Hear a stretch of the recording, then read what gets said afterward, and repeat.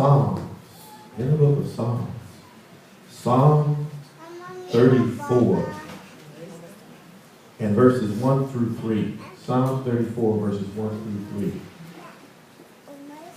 Welcome to those who are here live and those who are listening live on Facebook or delayed on Facebook. Either way.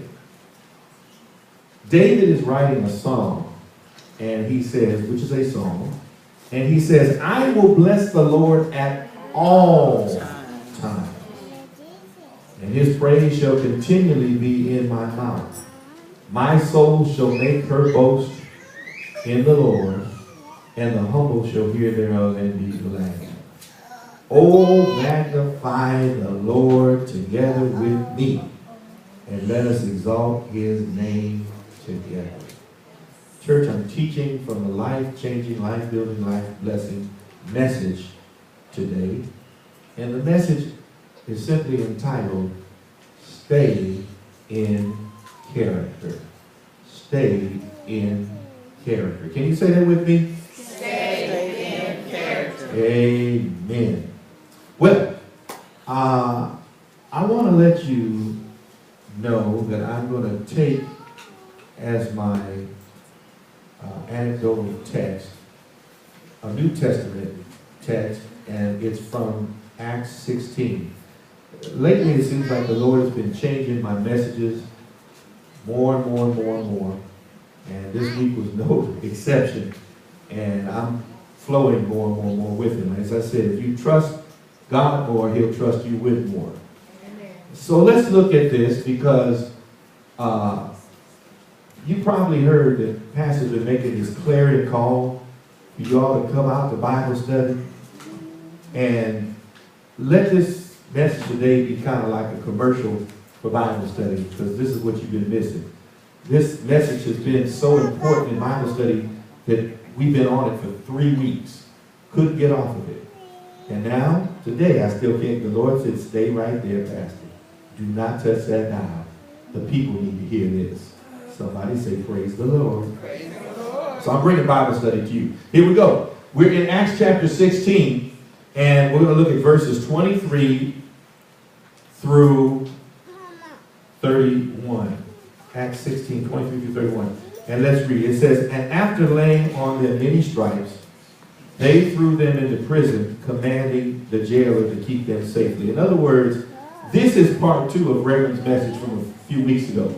She had a message talking about the Apostle Paul and how he had this vision to go into Macedonia, which is northern Greece. And he had the vision, but the people said, we will endeavor to carry out that vision with you, Paul. In other words, they acted like God had spoken directly to them. Somebody say, he's talking about oneness. He's talking about oneness. So now here's the funny thing, though. After they follow Paul to northern Greece, they get arrested, because Paul cast this spirit out of this fortune-telling woman, and the people who were making money off of her fortune-telling, they got mad. And they had Paul and Silas arrested, and they threw all of the men of God into prison. So that tells me that sometime when you're following the leader, the man of God, along the way, it might not seem like everything's working out. You know, I want to let you know right now, we go over to Sweet D, there will be challenges. Somebody say, but God. But God. So here we are. They've been arrested, and they've been beaten with rods. Somebody say, good Lord. They've been beaten with rods. It says many stripes. Now watch this. Verse 23, they threw them into prison, commanding the jailer to keep them safely. There it is right there. In other words, they told the jailer, don't you let these people go, because they've been preaching this gospel, and this gospel is messing with our money. You know, the gospel offends people. I don't know if you got that memo yet, but it does. Anybody know what I'm talking about?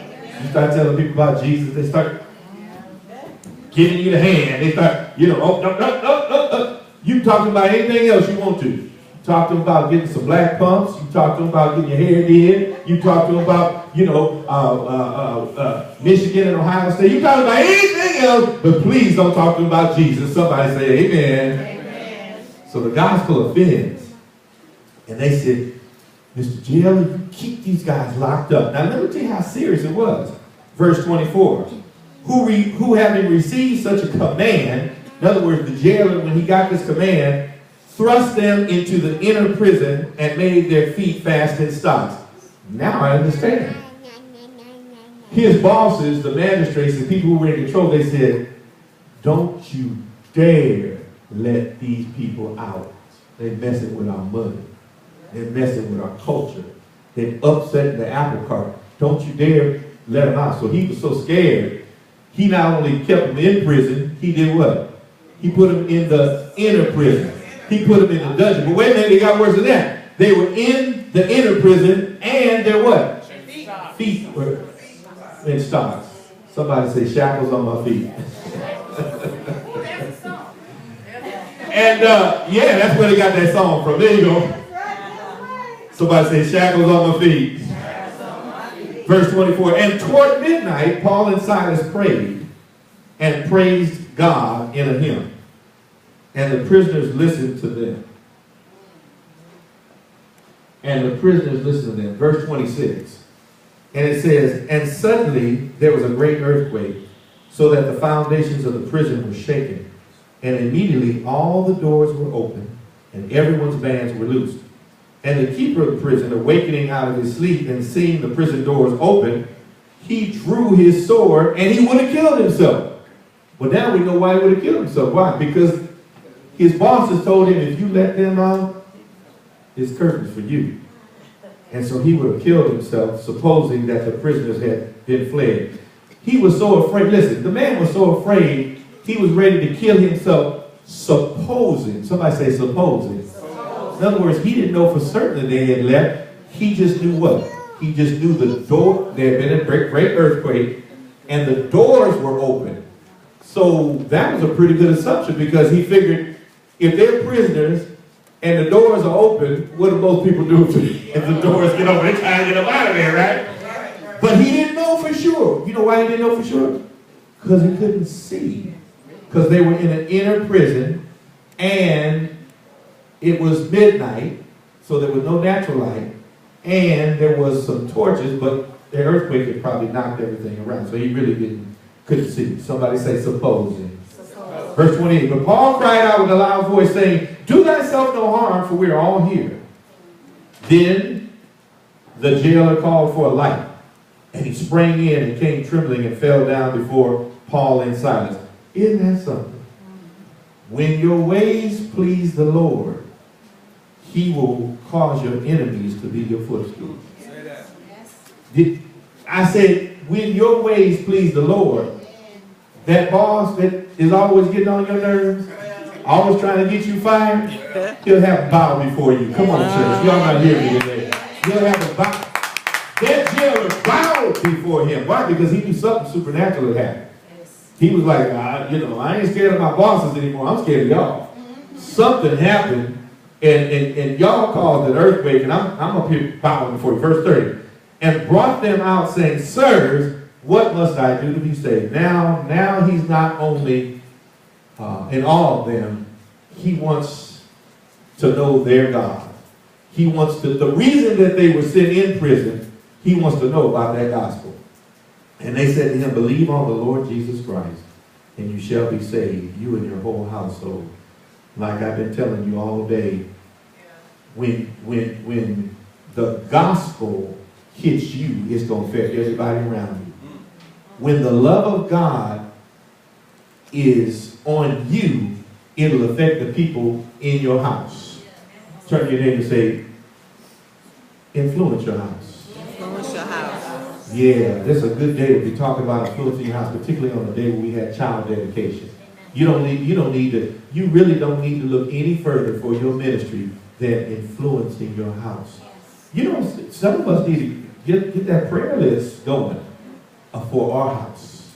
You need to be believing God for your children, for your grandchildren, for your nephews, for your mother-in-law, for your father-in-law, for your stepbrother, for your... You need to believe God for that, because once God starts moving, it's going to affect your house. Now, the title of the message is Stay in Character. I want you to know that character means nature. It means the essence of something, the essence of who you are. And I want to tell you something. Some of you know that I'm an author, but I just really became an author. Well, I had a book that I published before a few years ago, but this is really my first published book that I published. But before I was a literary author, I was always a writer, and some of you know I've been a playwright for many years. And this is the first year, actually, in 15 years of pastoring, that I've turned over the performing arts activity totally to the brethren and sistren of the church, Sister Jade and Sister Sheena. God bless you all. Somebody say they got it. Now, Pastor's there giving them some encouraging guidance. But here's the key point. When they need me, I'm there. But they're doing a great job. They're rehearsing. But one of the key things that I have taught them when they were under my directorship, and it's a little reminder to them right now, is the number one rule of theater. And that is stay in character. If you're doing a performance, once you get up there, never break character. You know, when I was a little boy, my sister who's here right now, I told my mother this story recently. I don't know how young you were. Because usually she has a better memory than I do. But my mother had us in all kind of activities, and she had my sister in singing and tap and all kinds of things. But way down in the recesses of my mind, I remember that there was a performance that my sister was doing. She was supposed to sing something. And she started singing the song, and lo and behold, something happened with the music. Some glitch happened with the music. And she was really young, and she just had not matured at that point. And so when the music stopped, she stopped. Turn to your neighbor and say, stay in character. I started thinking about this, and I thought about the fact that I remember when I was in pastoral training in Maryland, and I was so excited to get my trial sermon, and I waited, studied, and I was giving this trial sermon on a Friday night. Everything was going swimmingly. It's all going really well. I couldn't wait to get back to tell my overseeing pastor, you know, how I did. About 15 minutes into the sermon, because where this was being done, it was in a school. So about 15 minutes into the sermon, the fire alarm starts going off. I don't know, they had the thing set or whatever, maybe it was misset, and it just started going off. You know, usually the fire alarm goes off, a few seconds people figure false alarm, it'll go off. It didn't go off. It just kept going on, and I'm sitting up there, and I'm preaching, and I'm sitting there going like, somebody in my mind, I'm thinking, somebody gonna turn this thing off? And I just keep on preaching, and then about 5 minutes later, it finally goes off. And then I go and I talk with my pastor. We're having our debrief of my message. And he said, well, how'd you think the message went? And I said, well, Pastor, I feel I did a real good job. I said, the only thing was that about 15 minutes into the message, the alarm starts going off and starts blaring and everything. I guess in my mind, I was kind of like trying to tell him, why don't y'all get that fixed? You know, like I'm trying to preach here. And when I told him that, he said to me, oh, really? He said, how long did it stay on? And I said, man, about 5 minutes. That was really... He said, that's good. And I looked at him like, what do you mean that's good? He said, that's good. It's teaching you something. It's teaching you to stay in character. Teaching you to stay focused. See, I want you to know that the Christian life is where your character, your nature, your essence is now totally based on Christ. Somebody say, Christian. Yeah, you're a Christian. Look at this scripture. If I woke up this morning, I had to add this to my message because the Spirit of God told me they don't know it. Every Christian needs to know this scripture.